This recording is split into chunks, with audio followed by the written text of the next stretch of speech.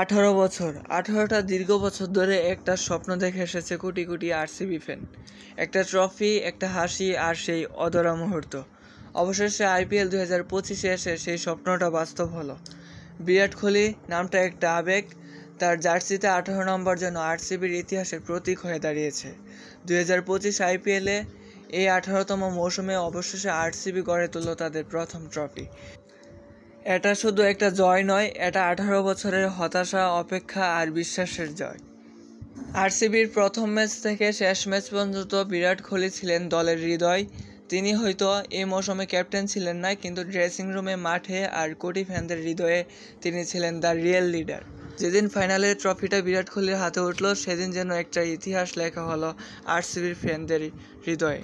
18 যেন আজ শুধু একটা সংখ্যা না, এটা অপেক্ষার প্রতীক, ভালোবাসার প্রতীক। যে ট্রফির জন্য বিরাট জীবনের সেরা মুহূর্তগুলো দিয়েছেন, সেই ট্রফি অবশেষে তার হাতে উঠল। 18 বছর পর আইপিএলে চ্যাম্পিয়ন রয়্যাল চ্যালেঞ্জার্স বেঙ্গালুরু।